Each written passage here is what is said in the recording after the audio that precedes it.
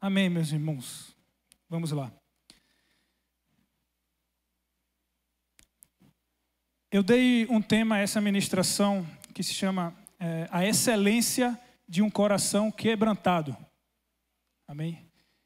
E eu plagiei, né, um irmão bem famoso, um puritano bem famoso chamado John Bunyan, o escritor do livro Peregrino. Alguns conhecem esse livro, mas não sabem que foi John Bunyan quem escreveu. Já faleceu, obviamente, há muitos anos atrás. E o último livro que ele escreveu antes de falecer foi A Excelência de um Coração Quebrantado. É o nome de um livro do John Bunyan, que eu ainda não li, mas eu comprei e vou ler, né? Ainda vou ler. Talvez, né, se eu tivesse terminado de ler esse livro, ficaria uma ministração mais bem preparada para vocês, mas depois a gente volta com A Excelência de um Coração Quebrantado, número 2. Né? O Retorno, né? Algo desse tipo. Mas eu comprei esse livro, estou ansioso para lê-lo. Na verdade, o livro chama-se O Sacrifício Aceitável, a Excelência de um Coração Quebrantado. Mas por que eu quero trazer esse tema para vocês? A gente tem vivido, né, nesses últimos meses, podemos dizer assim, um mover de Deus direcionado para um momento de arrependimento. Não é isso? É isso, nós vivemos isso. Nós fizemos um jejum de 21 dias aqui na igreja, como congregação. Obrigado, Vitor. Deixa eu beber aqui um pouquinho.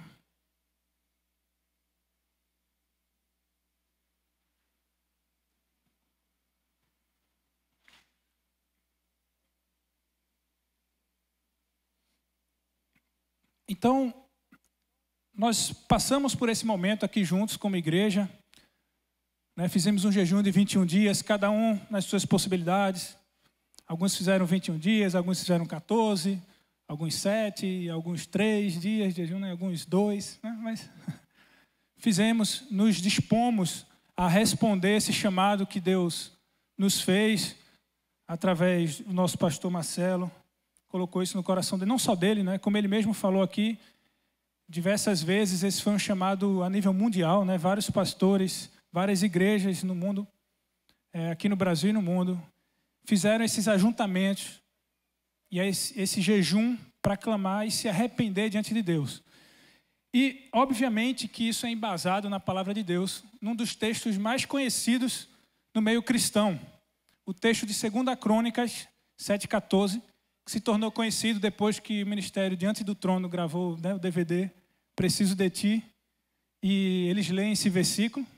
A igreja toda começou a conhecer esse versículo, que diz como: se o meu povo, que se chama pelo meu nome, se humilhar e se me buscar e se converter dos seus maus caminhos, então eu ouvirei dos céus, perdoarei os seus pecados e sararei a sua terra. Isso é uma promessa que Deus faz. E Deus não é homem para que minta, nem filho do homem para que se arrependa. Se ele prometeu, ele cumpre. Ele não é político, né? Ele é verdadeiro, o Senhor de toda a terra. Os seus decretos jamais podem ser anulados. Então a gente está embasado nisso. Buscando o quê? O fim desse versículo, né? Que ele diz, sararei a sua terra. Né? Então, debaixo de uma promessa de Deus, que é o quê? Um avivamento.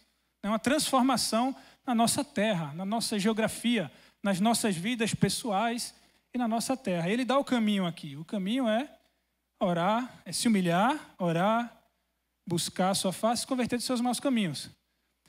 Porém, contudo, todavia, temos visto, né, já muitos movimentos como esse. Isso não é uma novidade que foi levantada nesse ano, nesses meses, pelo pastor Marcelo e alguns outros pastores. Muitos irmãos espalhados ao redor do mundo durante muitos anos, décadas, até séculos, já levantaram movimentos de oração por arrependimento, com base nessa palavra, para que o Senhor pudesse sarar a sua terra. E muitas vezes, apesar dos nossos esforços, né, nos reunimos, nos congregamos, fazemos jejuns de 21 dias, oramos, nos arrependemos diante de Deus, Senhor, perdoa o nosso pecado. Oramos aqui pedindo perdão pelo pecado da nação brasileira, pelo pecado dos nossos líderes, né, pelo pecado da igreja, pelo pecado do nosso irmão, do nosso próximo, da nossa família, né, do nosso filho e pelos nossos também. Apesar de fazermos isso, praticarmos isso, e termos visto muitos irmãos também fazendo isso, muitas das vezes nós não vemos o cumprimento da promessa que diz: sararei a sua terra, né? Ouvirei dos céus, perdoarei e sararei a sua terra. A gente continua vendo tudo igual, do mesmo jeito, e não estou dizendo que vai ser tudo igual dessa vez, né? Eu creio que nós vamos entender, né? Estamos entendendo desde que iniciamos esse processo. Hoje vamos entender um pouquinho mais, de forma que a nossa oração possa de fato ser ouvida. Como Deus ele diz aqui: eu ouvirei dos céus. Eu ouvirei dos céus e farei, né? Quando ele diz perdoarei o seu pecado, ele está dizendo: eu vou fazer o que vocês estão pedindo. Porque nós estamos pedindo por quê? Pelo quê? Pelo perdão dos nossos pecados. Uma oração de arrependimento é isso, não é? O que é oração de arrependimento? O que é que você ora na oração de arrependimento? Você fala: Deus, perdoa os meus pecados. Ou o pecado do meu próximo, né? O pecado da minha terra. Então Deus está prometendo que Ele vai ouvir e vai fazer o que nós estamos pedindo. E vai sarar a nossa terra. Eu creio que será assim se a gente entender. Mas por que muitos irmãos oram, clamam para arrependimento e Deus não ouve? Ele não responde, ele não parece responder, né? Pelo menos o avivamento não parece vir, né?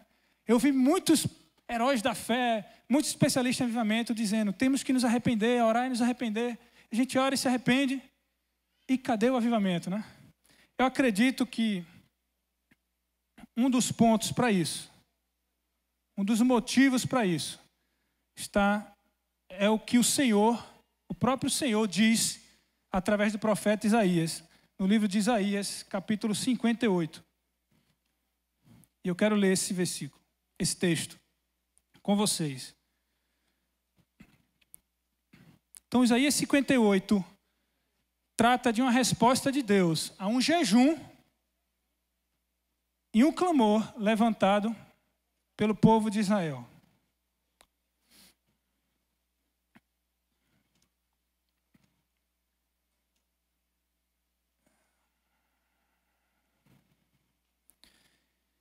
Então, Isaías 58.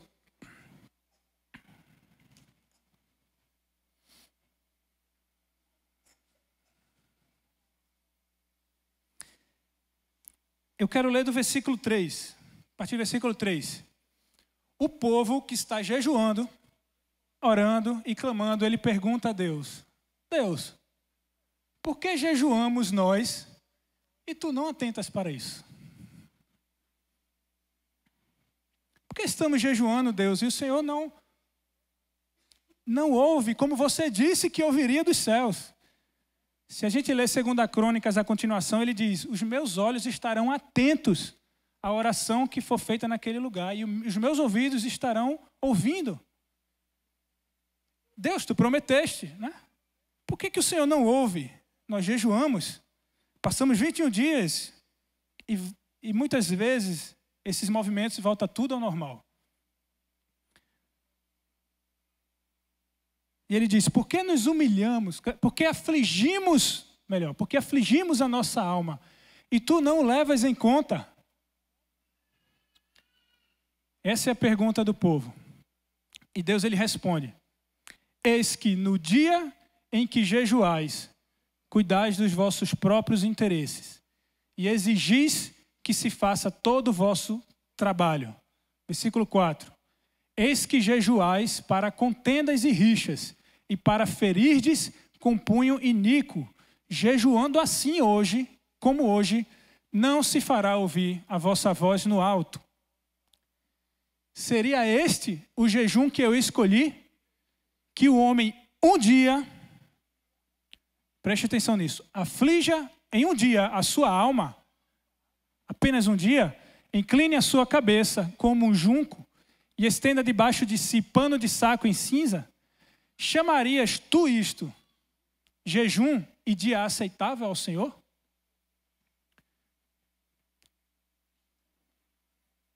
Próximo versículo. Porventura não é este o jejum que eu escolhi? Que soltes as ligaduras da impiedade, desfaça as ataduras da servidão, deixes livres os oprimidos e despedaces todo o jugo? Porventura não é também que repartas o teu pão com o faminto e recolhas em casa os pobres desabrigados, e se vires o nu, o cubras, e não te esconda do teu semelhante? Então, se fizeres isso, romperá a tua luz como a alva, e a tua cura, que ele prometeu lá, né? Sararei a vossa terra. A tua cura chegará e brotará, sem detença. A tua justiça irá diante de ti, a glória do Senhor será a tua retaguarda. Então, irmãos,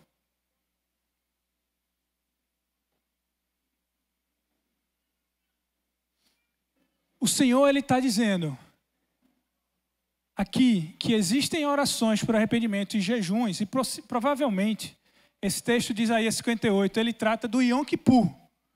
Não é certo, mas é muito provável. Tá? O Yom Kippur, que o pastor Marcelo falou aqui muitas vezes, que foi o dia que a gente iniciou o nosso jejum, né? Que é o dia do perdão em Israel, o dia em que eles jejuam por 25 horas, vão lá no muro das lamentações e se arrependem. Aí Deus está perguntando aqui, é esse o jejum que eu escolhi? Que por um dia e 24 horas você jejue, faça orações de arrependimento, e logo em seguida, ou no mesmo dia que você está jejuando, ele diz aqui, você briga, bate no seu irmão, nega o direito do seu trabalhador, você vê o faminto, o pobre, o necessitado, aqueles que sofrem injustiças sociais, né? E isso não é nada para você, e você volta para sua casa e deixa tudo como está. E o Senhor, Ele questiona aqui, que jejum é esse? Que tipo de jejum é esse? E aí eu questiono para nós aqui, vou fazer meu questionamento para todos nós aqui. Seria esse o jejum que o Senhor escolheu de nós? Por 21 dias nós vamos jejuar, afligir nossa alma, orar por arrependimento. Mas no 28º dia, a gente bate no nosso próximo, nega o direito do nosso empregado, né, vira o rosto para o pobre e o necessitado. Para Deus, esse tipo de jejum, perdoe, né, meu entendimento, né, minha seriedade aqui, é inútil. Imagina só, a gente passou 21 dias aqui para nada. Olha só. Está repreendido em nome de Jesus, né? Fiquei sem tomar aquela Coca-Cola, aquela gordurinha da picanha. Para nada, né? Deus nos livre disso, né? Pior coisa que tem, a gente sacrificar o Senhor e aquilo não servir de nada para Ele. Então Deus está falando aqui bem claro que há jejuns que Ele não quer simplesmente um jejum e uma oração de arrependimento. Sabe por quê, irmão?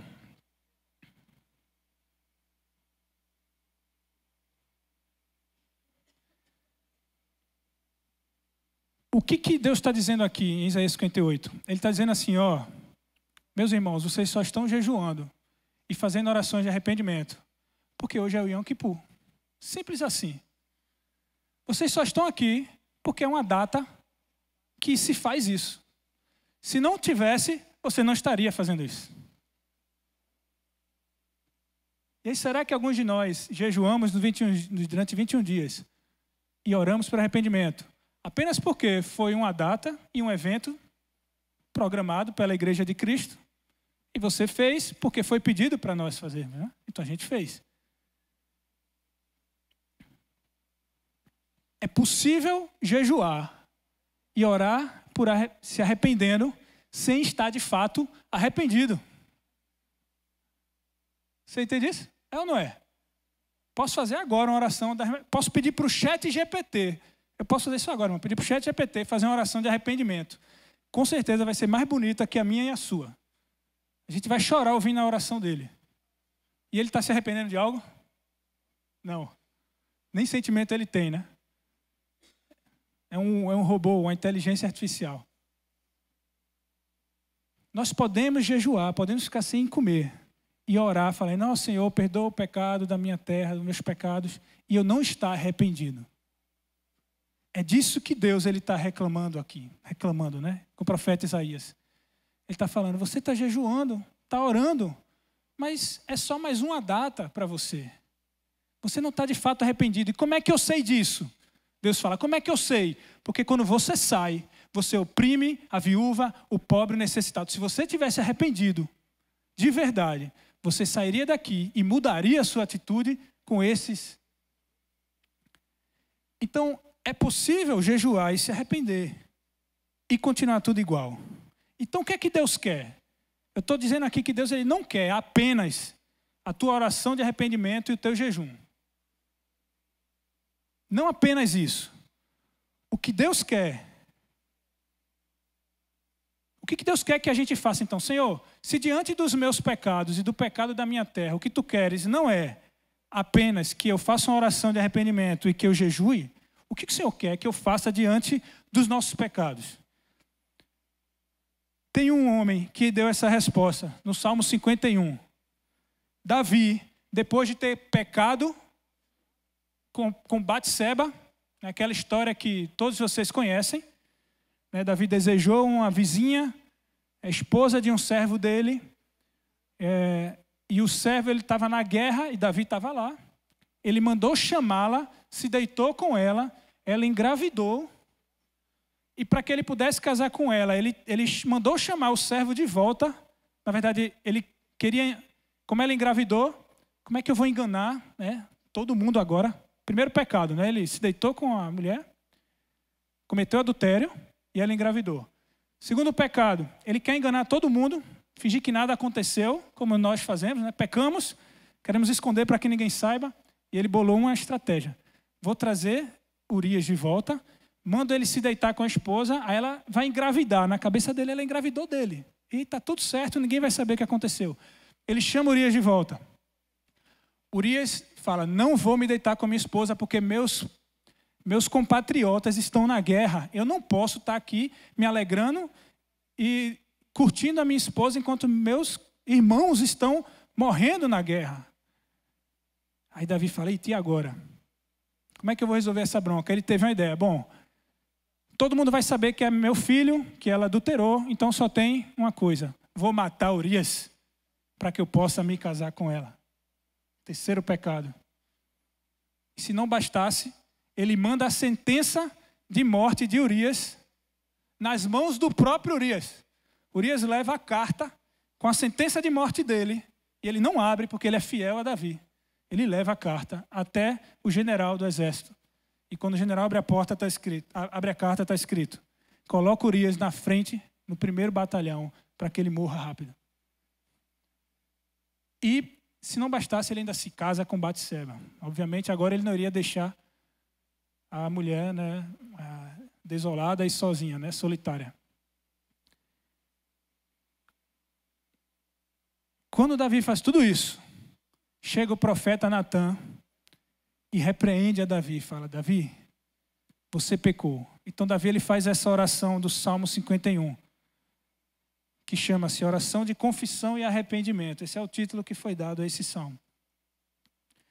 E no versículo 16, Salmo 51, 16, Davi ele diz assim, Deus, tu não te comprases ou não tem prazer, né, em sacrifícios. Do contrário, eu te daria os sacrifícios e não te agradas de holocaustos. Por que Davi está falando isso aqui? Porque quando alguém pecava diante de Deus, como é que alguém se achegava a Deus para se arrepender? Nessa época, eles levavam sacrifícios, eles traziam holocaustos, eles traziam um carneiro, um cordeiro, imolava diante do altar, para pedir perdão diante de Deus. E Davi está dizendo, Deus, não é isso que tu queres. Tu não queres um sacrifício. Eu pequei, Senhor, mas tu não queres que eu te dê um sacrifício. Aí ele diz no versículo 17, porque os sacrifícios agradáveis a Deus são o espírito quebrantado, o coração compungido. e contrito tu não desprezarás, ó Deus. A excelência de um coração quebrantado, né? O que Deus quer? Davi, um pecador, descobriu o que Deus quer. Ele falou, o que Deus quer é que o meu coração seja quebrantado e compungido e contrito. O significado, irmãos, de um coração quebrantado, ele, como o nome diz, né, quebrantado, significa algo que pode ser quebrado, algo que pode ser despedaçado. Isso é vamos dizer assim,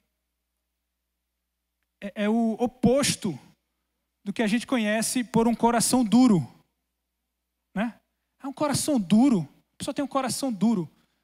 É mais fácil entender o que é um coração quebrantado quando a gente entende o que não é um coração quebrantado. Um coração que não é quebrantado é uma pessoa de coração dura, com resistência, que resiste, que dá desculpa, né? Que tem argumentos, que não, mas não é bem assim, que não é convencida, né? Não se convence. Coração quebrantado é um coração que não é duro. E o coração duro, irmãos, no livro de Hebreus, capítulo 3, versículo 7, se puder colocar aí. Hebreus 3, 7. O escritor de Hebreus, que ninguém tem certeza quem foi, diz: assim, pois, diz o Espírito Santo, hoje, se ouvirdes a sua voz, não endureçais o vosso coração, como foi na provocação, no dia da tentação do deserto, onde os vossos pais me tentaram, pondo-me à prova e viram as minhas obras por 40 anos. Por isso me indignei contra essa geração e disse: estes sempre erram no coração. Eles também não conheceram os meus caminhos. Assim eu jurei na minha ira, não entrarão no meu descanso. Deus está dizendo que quem tem um coração duro não vai entrar no descanso dele. E o descanso dele, meus irmãos, é a eternidade. Porque lá na parábola das virgens, né, dos bodes e das ovelhas, ele diz: vinde benditas do meu Pai, né? Entrem no descanso preparado para vocês, no gozo.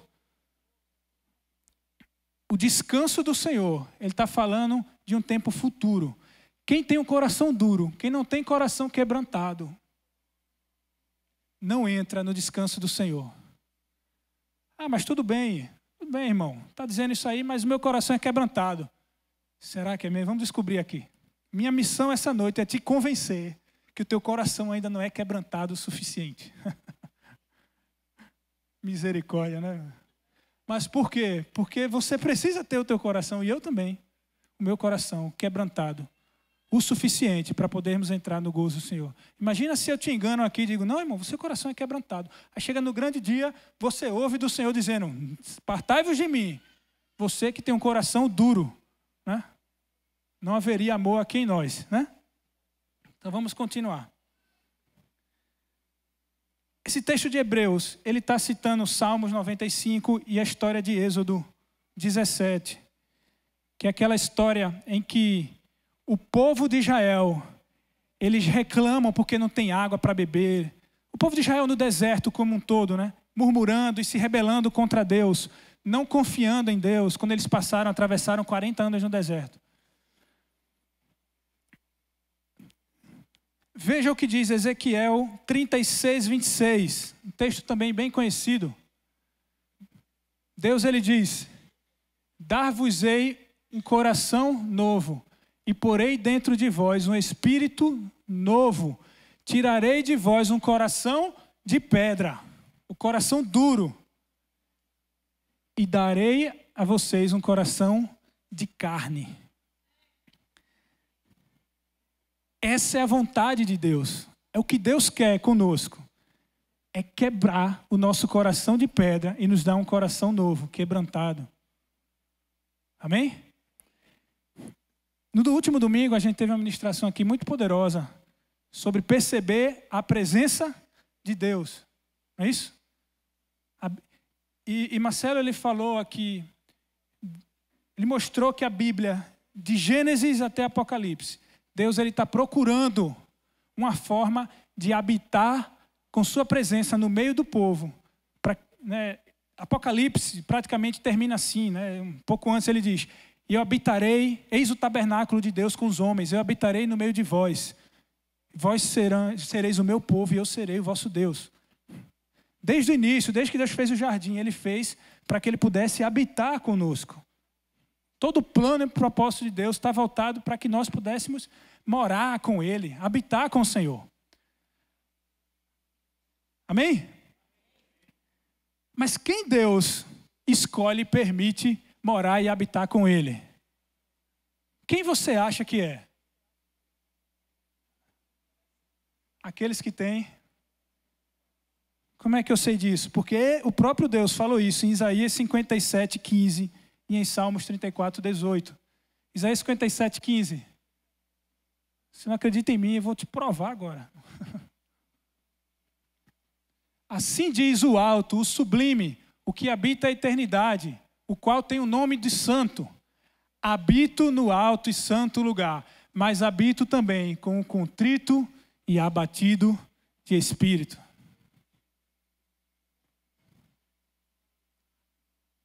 No Salmo 34, 18 diz: perto está o Senhor dos que têm um coração quebrantado. É por isso que tudo que Deus tem feito nessa terra, para que Ele possa habitar conosco, e nós possamos, na verdade, habitar com Ele, Ele está tentando tirar o nosso coração duro e quebrantar o nosso coração. Porque Ele habita com os que têm um coração quebrantado. Amém? Glória a Deus. Um coração duro, irmãos, é um coração que é insensível, indiferente. Um coração que não se comove com a injustiça, com o pecado, seja o seu próprio pecado ou o pecado de um povo em que ele habita. Um coração duro, irmãos, é um coração que peca de dia e de noite vai assistir a final do Campeonato Brasileiro na televisão. O fato dele ter cometido pecado diante do Senhor não significa nada para ele. Ele continua a viver a sua vida. É um coração insensível, indiferente. Um coração duro é um coração que vê um mendigo na rua, segue seu caminho e logo esqueceu que viu um mendigo na rua. Muito provavelmente hoje você viu um mendigo na rua, mas você nem lembra. E eu também. Né?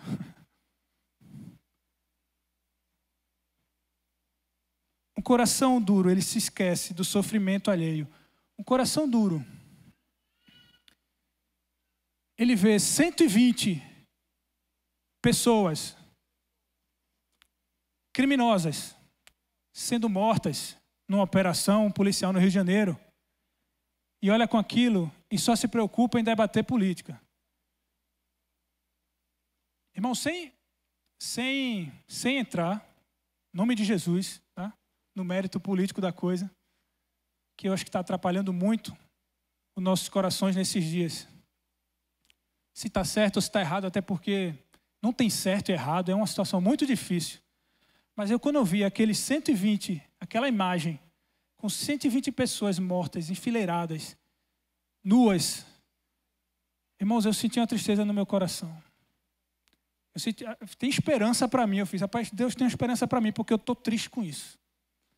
Porque a maioria de nós olhou aquilo e só se preocupou em debater se está certo, não tem que fazer mesmo, não tem que fazer, porque eles são criminosos, porque eles não são, porque tem que fazer uma operação de educação antes de entrar com armas ou não. Eu joguei isso para o lado e eu fiz, meu Deus, isso é no meu país. É na cidade maravilhosa, a nossa cidade marketing da nossa nação, né? Rio de Janeiro. É a cidade referência do Brasil, né? Os estrangeiros querem vir no Brasil conhecer o Rio de Janeiro, irmãos. E eu já fui no Rio de Janeiro, vou muito no Rio de Janeiro a trabalho. Tem uns bairros, né, alguns poucos bairros, que são realmente maravilhosos. Mas é triste de ver isso.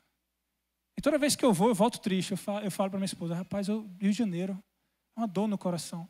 Isso é no nosso país, irmãos. independente se eles mereceram ou não.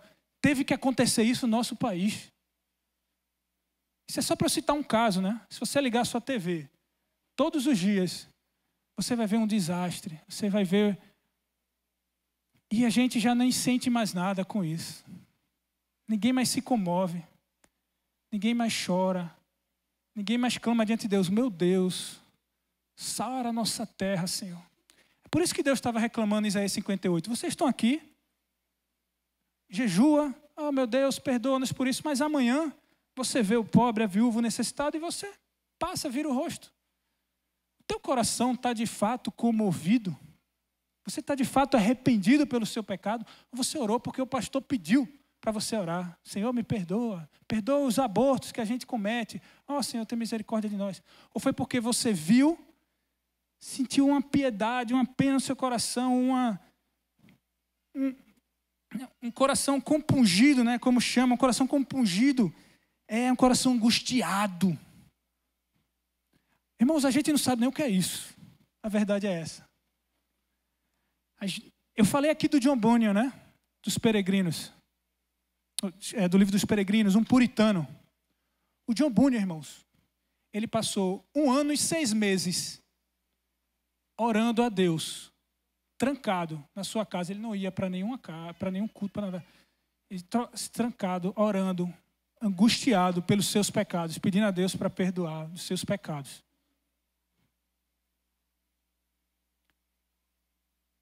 E ele chorava. Os vizinhos dele, os parentes diziam que ouviam ele gritando, e ele urrava. A gente não sabe o que é isso, irmão. Eu falo isso aqui, você olha para mim e fala, isso é evangelho? Isso é isso que Deus quer da gente?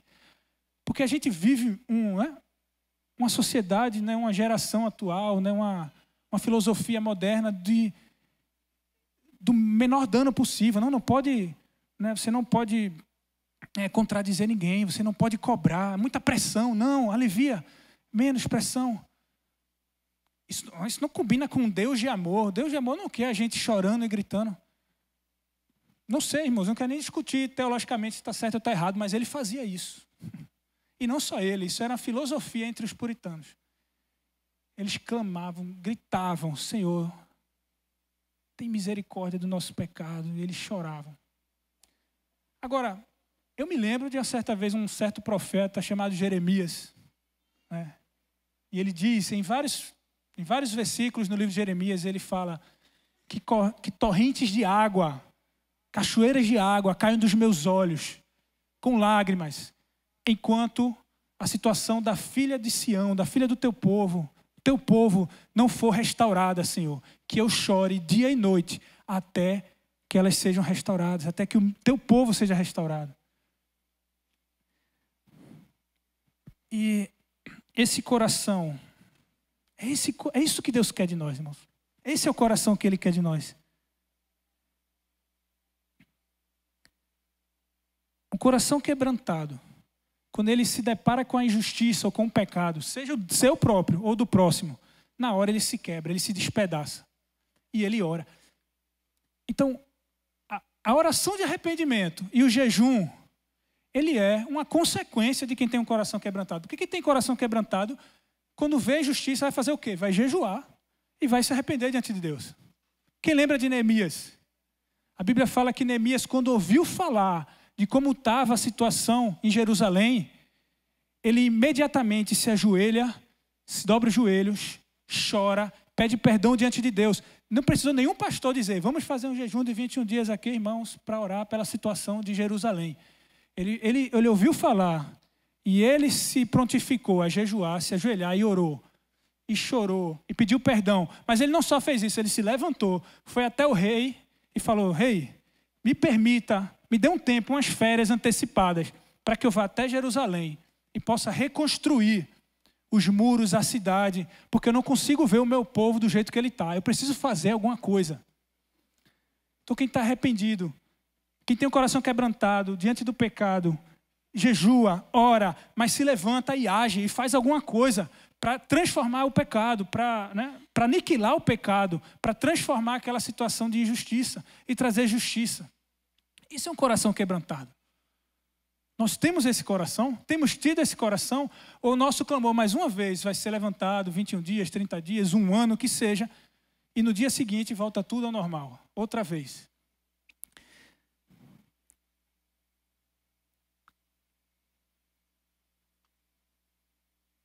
O verdadeiro líder, preste atenção, agora, você, vou pegar você. Líder de célula, líder de ministério, né, discipulador, qualquer nome que você quiser dar aí, presbítero, diácono, chefe de família, homem, amém? Seja você o verdadeiro líder, o ganhador de almas, evangelista, você também é evangelista, preste atenção. É aquele que lidera e ganha almas, né, e prega, porque ele está quebrantado com a situação do seu próximo. Primeiro ele vê a situação do seu liderado, do seu filho, de quem quer que seja, chora, ora diante de Deus, depois se levanta e tenta fazer alguma coisa pela vida dele. Paulo, assim era o evangelismo e o discipulado de Paulo. Eu vou provar para vocês também agora. 2 Coríntios 2, 4.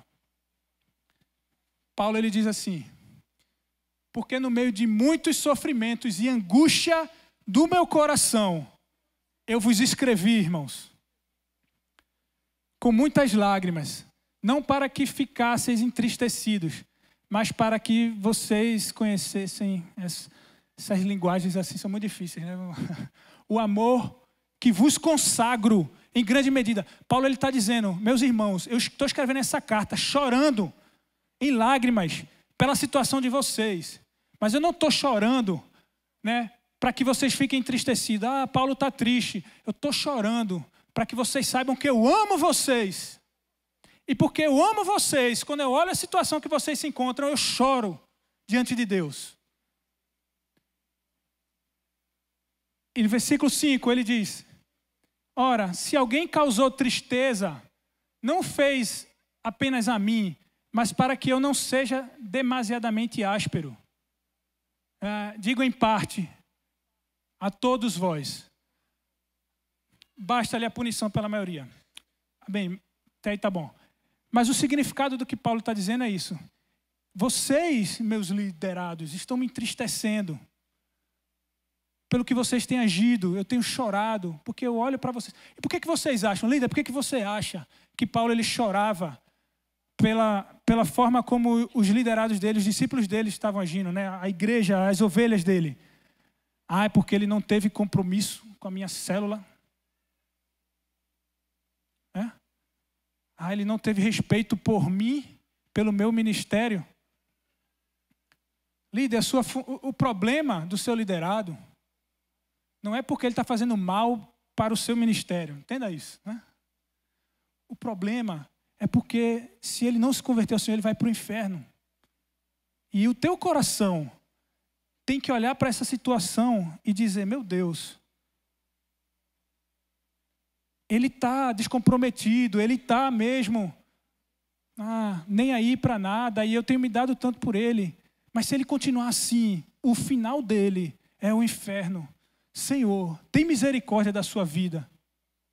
Então a sua ação com o seu liderado vai ser baseada em um coração que está quebrantado, que está compungido, que está cheio de compaixão por ele.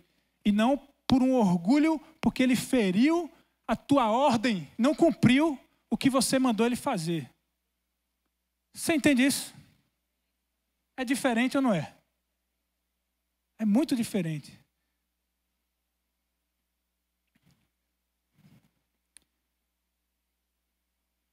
Um líder precisa sentir uma profunda tristeza pela situação dos seus liderados.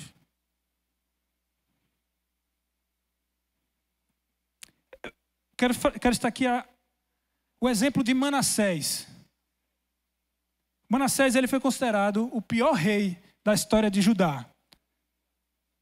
A história dele está em 2 Crônicas 33, se puder, versículo 9, se puder já deixar aí. Ele foi conhecido pela sua extrema maldade. Manassés. E o texto diz assim: Manassés, porém, desencaminhou Judá. Ele tirou Judá do caminho. Um rei tirou Judá do caminho do Senhor. E o povo de Jerusalém, ao ponto de fazerem pior do que as nações que o Senhor havia destruído. O povo de Deus está fazendo pior do que Sodoma, pior do que Gomorra, pior do que as nações que Deus tinha destruído, do que os cananeus, os jebuseus e os Zeus, né, que tinham lá naquela época. Por quê? Por causa de Manassés. Diante dos israelitas, versículo 10. O Senhor falou a Manassés e ao seu povo, mas não lhe deram atenção. Coração duro. Quando ouvirdes a voz do Senhor, não endureçam o vosso coração. O Senhor exortou, corrigiu, mas eles não deram atenção. Preste atenção nisso, irmãos. Por isso, Deus, o Senhor, enviou contra eles os comandantes do exército do rei da Síria, os quais prenderam Manassés e colocaram-lhe um gancho no nariz e algemas de bronze e o levaram para a Babilônia. Em sua angústia, ele buscou o favor do Senhor, o seu Deus, e se humilhou-se muito diante do Deus dos deuses. Agora quebrou o coração, né, irmão? O Senhor falou, o Senhor disse, e ele endureceu o coração. Deus precisou pegar Manassés e colocar um gancho no nariz dele. Mas o que foi que aconteceu? Quando ele orou, agora humilhado, quebrantado, o Senhor o ouviu e atendeu ao seu pedido e o trouxe de volta a Jerusalém e ao seu reino. E assim fez o Senhor Manassés. Quando ele orou, humilhado, quebrantado diante do Senhor. Lembra a 2 Crônicas 7,14? Se o meu povo que se chama pelo meu nome se humilhar e orar e me buscar, então eu ouvirei dos céus. Agora o Senhor ouviu. O exemplo de Davi, eu falei aqui de Davi e de Batseba, eu vou só citar aqui para vocês. Batseba engravidou de Davi. E nasceu o filho. Só que ele ficou doente. E Deus falou que aquele menino, aquela doença era de morte. E ele iria morrer. A Bíblia diz que Davi isolou-se, jejuou, tirou a coroa, passou a noite prostrado sobre a terra, humilhando-se diante de Deus em súplica pelo filho dele. As pessoas ficaram preocupadas se Davi ia morrer. E ele fez isso para o Senhor poder salvar a vida do filho dele. Davi também ele fez isso na cidade de Ziclag. É uma situação que Davi ele sai para guerrear e os inimigos vêm e levam as esposas e os filhos deles cativos. E ele quando volta, não tem ninguém lá. A Bíblia diz que Davi chora. Ele chora. Ele e os homens humilham-se, choram diante de Deus em terra. Como alguém que fosse morrer de tamanho dor que eles estavam sentindo. Aí eu pergunto a você, mãe, né, pai, quando foi a última vez que você chorou copiosamente pelo seu filho? Quantos aqui não tem um filho desviado do Senhor? Não precisa levantar a mão nem né, denunciar. Quando foi a última vez que nós somos cristãos, nós cremos que assim é a nossa fé, né? Que um dia, quando toda essa bagunça passar, os filhos de Deus, os que servem ao Senhor, os que seguem a Jesus e o confessam como seu Senhor, né, vão habitar com o Senhor eternamente. Mas aqueles que não querem segui-lo e servi-lo, vão habitar eternamente no inferno, né, distante do Senhor. Isso por si só não é razão para quebrar teu coração e te fazer chorar copiosamente pela vida do seu pai, do seu irmão, do seu filho, do seu vizinho? Será que temos um coração quebrantado ou nosso coração ainda é duro, indiferente? Senhor, tem misericórdia da minha vida. Está tenso aqui o negócio. Vou pensar em uma piada aqui para ver se a gente melhora. Vamos ver se sai alguma. Em Gálatas 4:19, Paulo ele fala: meus irmãos, é com dores de parto, como uma mãe que tem dores de parto para dar à luz, é que ele discipula, é que ele, se preocupou com aquelas pessoas. Quando foi a última vez que você chorou copiosamente, quando seus olhos viram alguma notícia de uma menina sendo estuprada por 20 homens, uma mulher sendo espancada com 70 socos pelo seu marido, talvez seu vizinho, você mesmo na sua família? Quando foi a última vez que isso nos entristeceu, que isso nos constrangeu? Ou pelo seu próprio pecado, quando foi a última vez que você... A pior coisa que tem é um crente que se acostuma com o seu pecado. Que o seu próprio pecado não o machuca mais. Não te faz mais... Você já cansei tanto de orar e pedir perdão a Deus, que você resolveu... parece uma defesa do nosso cérebro, da nossa psique. A psicóloga aí pode explicar melhor, mas... Para se defender é melhor aceitar. Aceita que dói menos, É a famosa... ditado popular, sabedoria popular. Aceita que dói menos. Aceita o teu pecado, porque... E essa é a grande luta, dessa geração com os cristãos, Normalizar o pecado. Não, mas calma aí, não é tudo isso não. Tá tudo bem. Todo mundo faz. O irmão que está com o microfone aí falando para você ter um coração quebrantado, ele peca também, Calma, não é bem assim não. A pior coisa que tem é um crente que está acostumado e está tudo bem com o seu pecado. Um coração quebrantado agrada a Deus. Sabe por quê, irmãos? A excelência de um coração quebrantado. Sabe por que é excelente esse coração? Porque assim é o coração do próprio Deus. Assim é o coração de Jesus. Sabe o milagre da multiplicação dos pães e dos peixes? Sabe aquele famoso milagre que Deus multiplicou e alimentou 12 mil pessoas, 7 mil, 5 mil? Sabe por que aquele milagre aconteceu? Porque Jesus tem um coração quebrantado. A Bíblia diz que ele olhou para aquele povo e eles eram como ovelhas que não têm pastor, estavam cansados. E a Bíblia diz que Jesus se compadeceu deles. Ele sentiu, ele olhou e fez: meu Deus, que situação triste. E ele resolveu fazer alguma coisa por eles. E ele resolveu multiplicar pães e peixes e dá-los de comer. Um milagre que aconteceu por causa da misericórdia do coração do Senhor. O próprio Deus tem esse coração. Então, assim deve ser o coração dos seus filhos. Um chamado para ser filho de Deus é um chamado para ter um coração quebrantado. Um coração que se despedaça, uma manteiga derretida. Deus está te chamando para ser uma manteiga derretida, meu irmão. Não é fácil não, porque é muita miséria que a gente vê por aí todo dia, Então você vai andar o dia inteiro chorando. É isso mesmo, é isso mesmo. É isso mesmo que você está dizendo, é isso mesmo. Mas é melhor assim do que indiferente. Porque a indiferença é um coração duro. Só faz alguma coisa para mudar a situação quem é comovido por ela. Não adianta o pastor... Vou dizer a verdade aqui, irmãos. Não adianta alguém chegar aqui e dizer para você: se ajoelhe e faça uma oração de arrependimento agora. Aí você faz: Senhor, me perdoa, Senhor, me perdoa. Não adianta. A sua oração de arrependimento, ela só é sincera se você sentir dentro de você uma tristeza pelo pecado, uma comoção. Não tem como fazer oração de arrependimento verdadeira se você não sentir um peso por aquilo. Não tem como, irmãos. Essa era a diferença. Eu falei de Davi aqui. Que pecado horrível Davi cometeu. Mas essa era a diferença de Davi para Saul e para os outros reis da terra.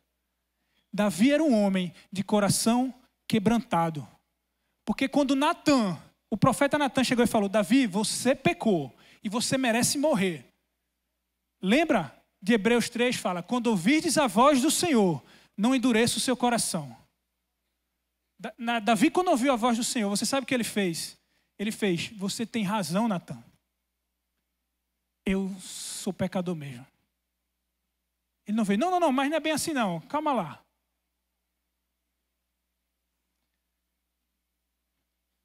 Veja bem. E Davi aceitou, irmãos, até ser apedrejado.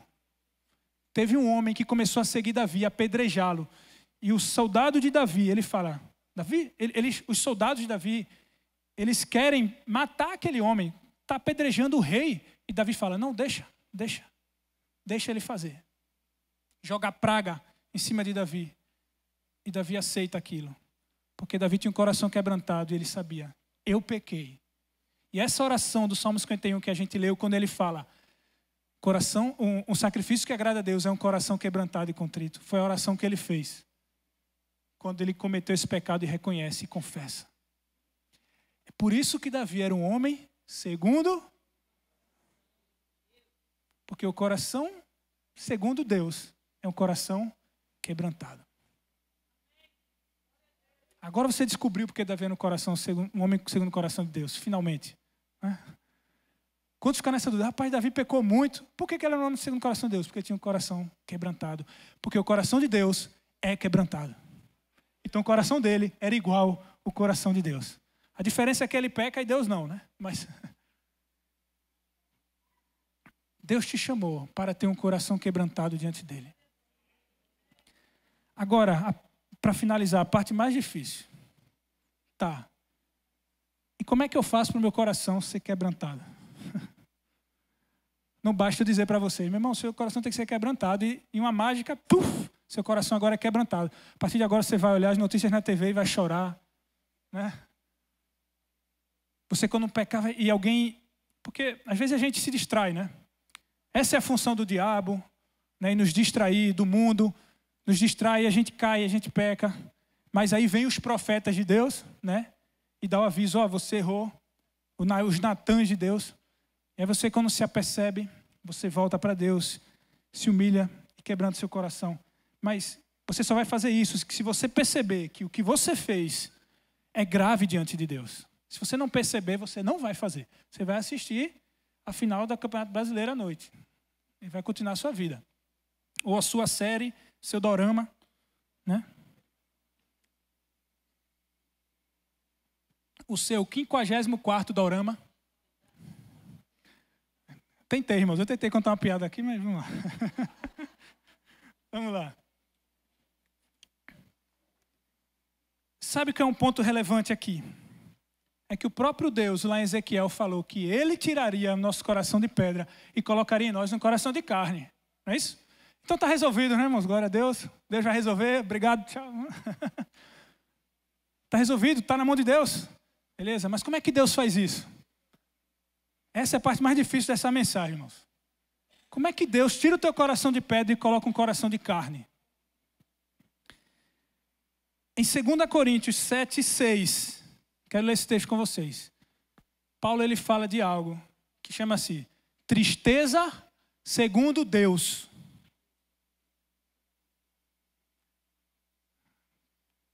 Mas Deus entristece as pessoas, é? Sim, segundo Paulo, no livro 2 Coríntios, Deus, ele causa tristezas em mim e você. Mas aí vocês me enganaram, porque quando me converti, disseram que eu vinha para Jesus para ser feliz, para receber alegria e ter paz, né? Vocês me enganaram, devem ter te enganado mesmo, irmãos, mas agora você está sabendo a verdade. Mas Deus também traz alegria, paz, na verdade, esse é o reino dele, né? Alegria, paz e gozo no Espírito Santo. Mas antes, ele faz outra coisa. Só não te contaram o início da história. Deus, porém, consola os abatidos. O Deus que consola os abatidos consolou-nos com a chegada de Tito. Paulo está dizendo que ele estava preocupado e triste, mas Deus consolou o coração dele quando Tito chegou. Porque Tito trouxe uma notícia para Paulo. Que notícia foi essa? Vamos lá. Não apenas com a vinda dele, mas também com a consolação que vocês lhe deram. Ele nos falou, Tito nos falou da saudade, da tristeza e da preocupação de vocês por mim. De modo que minha alegria se tornou ainda maior. Paulo está dizendo, Tito me disse que vocês estão preocupados comigo, como é que eu estou. Isso me consolou. Por que isso consolou a Paulo? Ele diz aqui, próximo versículo. Porque mesmo que a minha carta tenha causado tristeza a vocês, não me arrependo. É verdade que a princípio eu me arrependi, pois percebi que a minha carta os entristeceu, ainda que por pouco tempo. Agora, porém, me alegro não porque vocês foram entristecidos, mas porque a tristeza de vocês os levou ao arrependimento. Pois vocês se entristeceram como Deus desejava. Porque está na NVI, né? Na área de tristeza segundo Deus. É a tristeza como Deus desejava. E de forma alguma foram prejudicados por nossa causa. A tristeza segundo Deus produz arrependimento para a salvação, não remorso. A tristeza do mundo, porém, produz morte. Vejam o que esta tristeza, segundo Deus, produziu em vocês. Que dedicação, que desejo de provar a inocência, que indignação, que temor, que saudade, que zelo, que desejo de ver a justiça feita. Em tudo vocês se mostraram inocentes a esse respeito. Sabe por que Paulo ficou preocupado? Porque Paulo escreveu uma carta dura para os irmãos de Coríntios. Paulo escreveu uma carta ralando o pau neles, perdão da palavra. Se você ler 1 Coríntios, é assustador, irmão. Isso aqui é 2 Coríntios. 1 Coríntios, Paulo ele fala mesmo, com gosto. Ele fala até da mulher que fala no meio do culto, né? Ele fica tão bravo, porque naquela época tinha umas mulheres que estavam atrapalhando o culto. Começava a falar no meio do culto e questionar. Aí ele fala, as mulheres fiquem caladas, pronto, resolvido. Ele fica tão revoltado com a divisão que há no meio deles. Muita divisão, muita contenda, muita panelinha. Eita, né? Ah, porque a irmã pegou a menina da minha célula e levou para a célula dela. Isso tinha lá. Acontecia de bolo lá e Paulo escracha com eles. Mas não só isso. A Bíblia fala assim, Paulo ele fala assim, eu soube que há entre vocês homens que se deitaram com a mulher do seu pai no meio da igreja.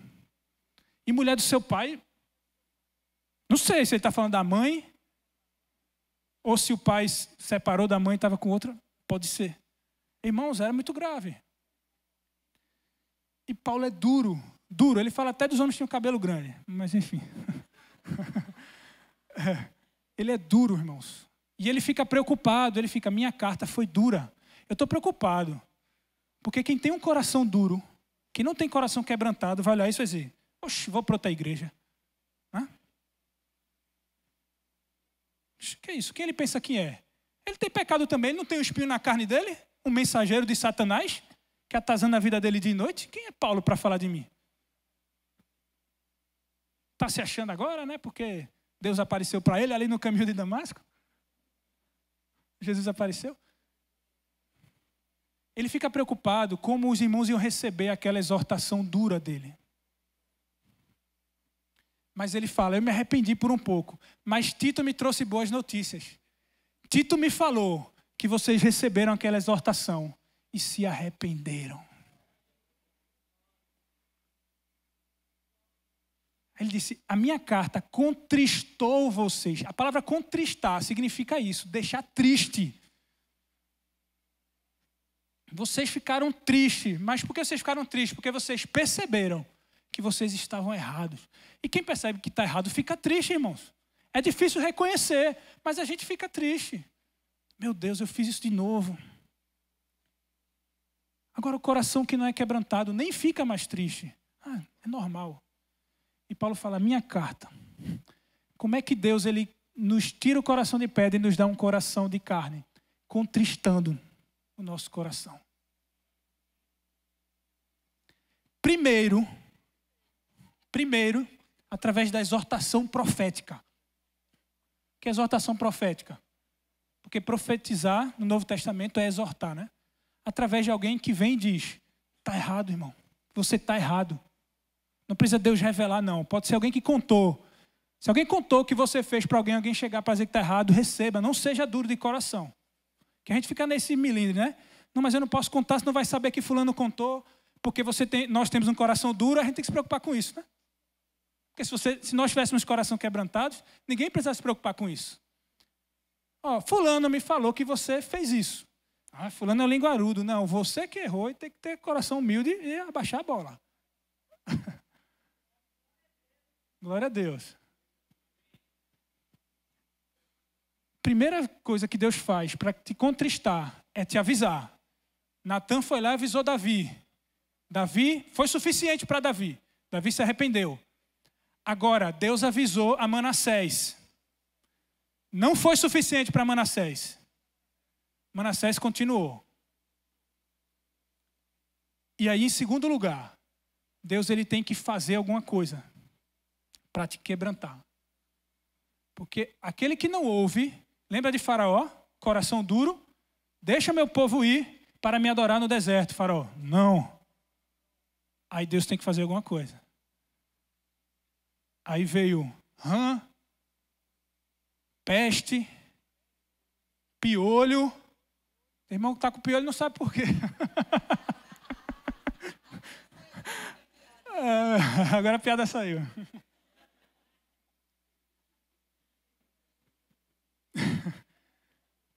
E Faraó, coração duro. Duro. O que Deus precisou fazer? Matar o filho de Faraó. Fui de um 880 agora, né? Da piada para o tenso agora. O que Deus fez com Manassés? Colocou ele na prisão com garra no nariz dele. O que Deus fez com Nabucodonosor?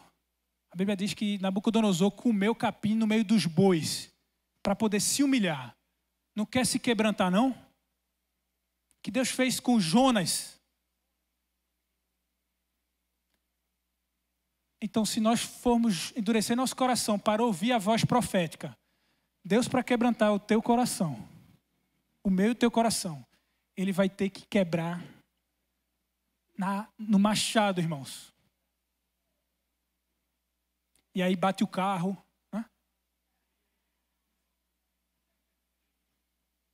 O cara bate o carro e não sabe por quê. Gasta uma nota para consertar. É enfermo. Bom,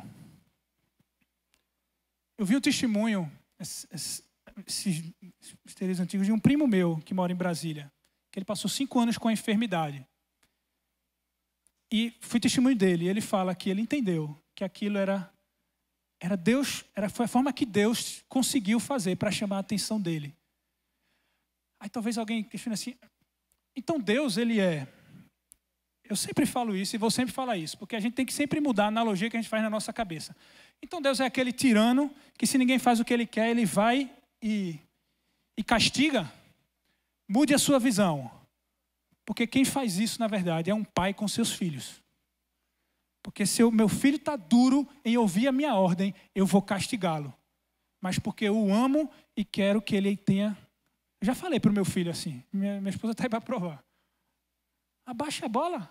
Abaixa a bola, rapaz. Você está falando com quem? Está falando com seu coleguinha da escola? Eu sou seu pai. Como é que se diz? Desculpa. Você não está arrependido. Se nós somos pais maus, sabemos que ele não está arrependido de verdade e aquele pedir desculpa não vale de nada. Está pedindo aborrecido só para ver se eu não te dou o castigo. Quanto mais Deus não sabe que eu e você oramos, fazemos orações de arrependimento, só porque o pastor mandou, né? Então, não está arrependido de verdade. E a gente castiga, a gente tira. Né? Usa a vara da disciplina. Mas por quê? Porque a minha intenção é castigá-lo, porque ele me feriu o meu ego, não obedecendo a minha ordem. Não, porque eu estou preocupado com o coração dele. Eu quero que ele mude, que ele seja transformado, que esse orgulho que há dentro dele seja arrancado. A Bíblia diz que isso afugenta os nossos filhos do inferno. A gente arranca eles do inferno com a disciplina, porque Deus corrige e disciplina os que ama. Então não olhe para Deus mais como um tirano, mas se ele precisar quebrantar o teu coração, porque isso é bom para você, irmãos. Se ele tiver que ir até as últimas consequências, ele vai, pelo menos. Eu já fiz essa oração a Deus. Deus, se tiver que me humilhar diante de todo mundo, me humilha, mas quebranta esse meu coração duro, Senhor.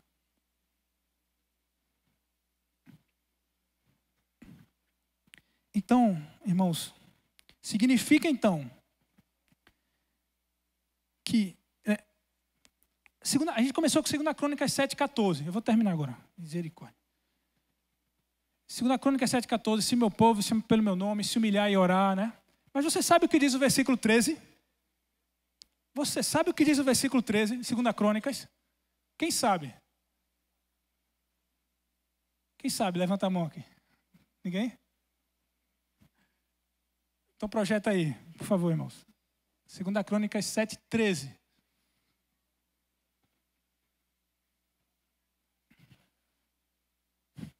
Deus, ele diz, se eu fechar o céu para que não chova, ou se eu mandar os gafanhotos, que os gafanhotos devorem o país, ou sobre o meu povo enviar uma praga. Aí, se depois que Deus fizer isso, se o meu povo, que chama pelo meu nome, se humilhar e orar, Deus ele está dizendo que ele vai fechar os céus para não cair chuva, vai mandar gafanhoto para comer tua plantação, só para que você se humilhe. Ele está dizendo isso. O meu povo não consegue se humilhar diante de mim, se quebrantar. Sabe o que eu vou fazer então? Eu vou fechar os céus para que eles se quebrantem, para que eles sejam contristados. É assim que Deus tira o coração de pedra e coloca de carne. Ele faz faltar, irmãos. É isso que ele está dizendo. Ele manda o gafanhoto. Olha só, irmãos. Não é porque você não deu o dízimo, não. É porque Deus mandou. Imagina isso. Está faltando, você é demitido e você não sabe por quê. É porque você tem um coração duro e Deus está querendo amolecer teu coração. Então aceita. As tribulações, angústias, elas estão aí para quebrantar nosso coração. Para despedaçar e amolecer o nosso coração. E aí agora, humilhados, a nossa oração diante dele vai ser sincera. Porque só ora arrependido diante de Deus pelo seu pecado quem realmente sentiu, quem realmente está quebrantado e humilhado. A oração de Evan Roberts, a famosa oração de Evan Roberts, no avivamento de País de Gales. Ele ouviu um irmão orando assim, Senhor, dobra-me. E aquilo ficou no coração dele, até que no meio da reunião ele começou a orar, ó Senhor, dobra-me, dobrar, me curva, né? Me quebra no meio, se eu não estou querendo me ajoelhar diante de ti, então me força a me ajoelhar. Me dobra, Senhor. Ele ficou, dobra-me, Senhor, curva-me, Senhor, quebranta-me, Senhor. E o avivamento veio, porque agora ele, dobrado, quebrado, a oração dele foi ouvida nos céus, os pecados foram perdoados e a terra foi sarada. Então, para que nosso jejum de 21 dias seja ouvido diante de Deus, nós precisamos ter um coração quebrantado. Senão vai ser mais um jejum de Isaías 58. Entendeu? Você entendeu, irmão? Significa então que foi em vão? Não. Jamais. Jamais, é o contrário. Porque quando a gente está no ambiente, eu não sei se você sente isso, mas eu, quando faço uma oração de arrependimento, eu percebo que ela não é sincera, eu fico constrangido com aquilo e falo, meu Deus, eu preciso voltar para ti. A disciplina ela é útil para nos fazer voltar para aquilo que nós estamos perdidos. E aí o pastor não vai precisar mais fazer, vamos jejuar, porque você vai estar jejuando toda semana. O crente de verdade, ele jejua toda semana. Porque toda semana você tem um motivo para jejuar diante de Deus. A não ser que nosso coração seja duro. Aí a gente deixa passar. Mas quem tem um coração quebrantado diante de Deus, vai jejuar, sem ninguém precisar, porque ele vai olhar a situação e vai dizer, meu Deus, eu preciso fazer alguma coisa. E ele, sem saber o que fazer, ele vai fazer, só me resta jejuar e orar. E ele vai jejuar e orar. Amém? E nunca vamos esquecer que ele é aquele que quebra o vaso, mas faz de novo. Então ele vai nos quebrar, vai nos contristar, se preciso for. Se nós tivermos um coração duro e não ouvirmos a exortação, primeiro com a palavra. Mas aí ele vai quebrar, mas depois ele vai fazer de novo. Um novo barro, né? Um novo vaso de barro. Agora com um coração novo diante dele. Amém? E aí ele vai poder ouvir dos céus, vai poder habitar conosco. Olha que maravilha, Senhor. Né? Amém. Quem quer habitar com o Senhor? Então ele vai quebrar teu coração. Deixa ele quebrar. Amém? Amém. Eu tinha muita coisa ainda para falar, mas tá bom. Tá bom. Quero só concluir.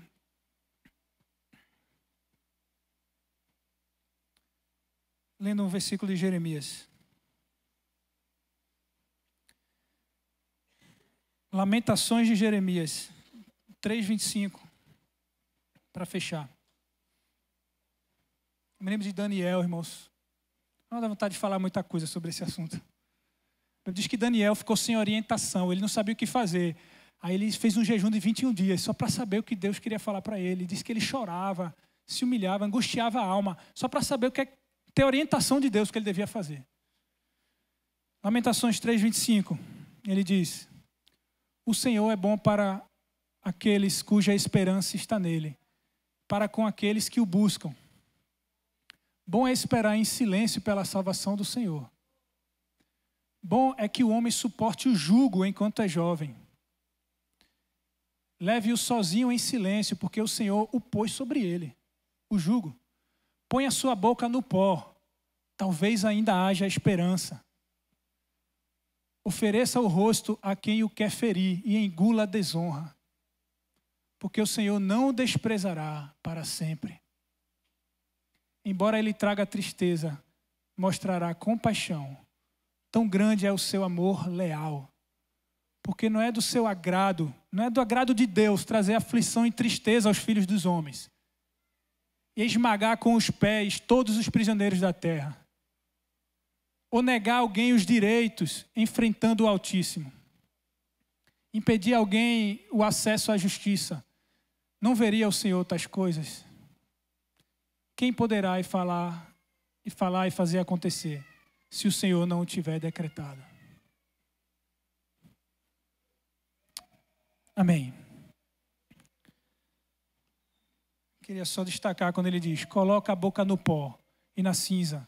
Porque não é do agrado de Deus trazer, né, o juízo. Não é agrado de um pai colocar um filho em castigo, né? O pai sente, mas é preciso, né? E tem pai que bota castigo e vai chorar no canto. É isso que ele está dizendo aqui. Não é do agrado de Deus, mas ele faz. Então coloca a tua boca no pó, ele diz, e clama diante de Deus. O coração compungido, contrito e quebrantado.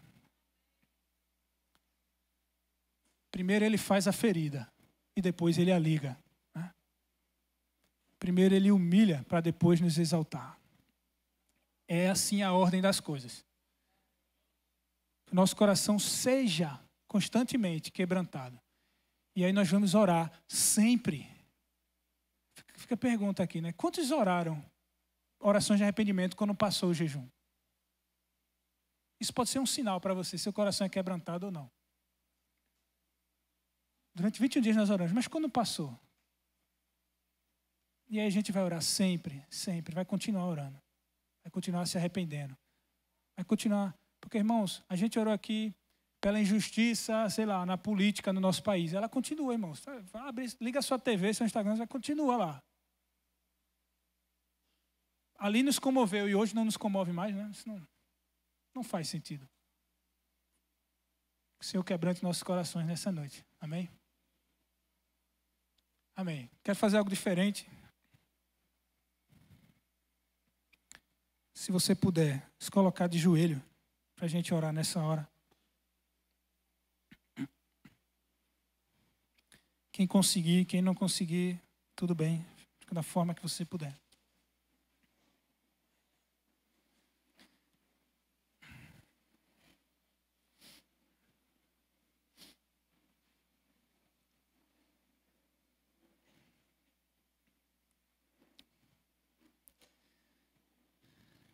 Aleluia.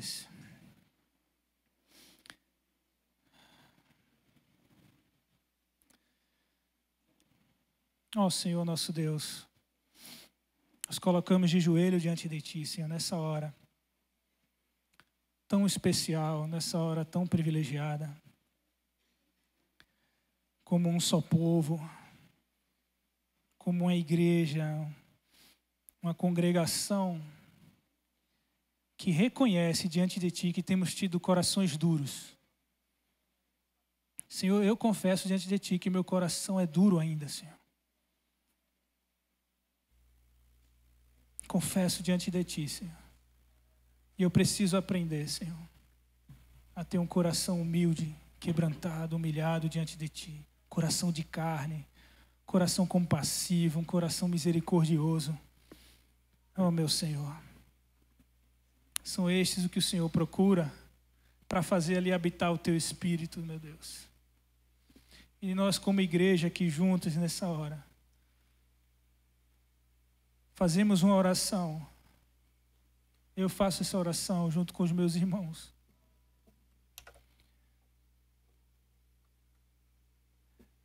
Pegando emprestado a oração do Evan Robert, Senhor, e te digo, Senhor, dobra-nos, Senhor. Quebranta-nos, Senhor. O que nós precisamos é nos quebrantar. O que nós mais precisamos nesses dias, ó Deus, é nos humilhar, Senhor. É nos curvar. Curva a nossa dura cerviz, Senhor. Quebra a dura cerviz, Senhor, do nosso coração. Dobra-nos, Senhor. Dobra-nos, Senhor. Porque não queremos fazer orações de arrependimento, Senhor. Nós queremos nos arrepender de fato. Senhor, eu não quero mais fazer orações de arrependimento. Eu quero me arrepender de fato, Senhor. E porque eu me arrependo, Senhor, eu faço oração de arrependimento diante de Ti. Senhor, eu não quero só jejuar, Senhor.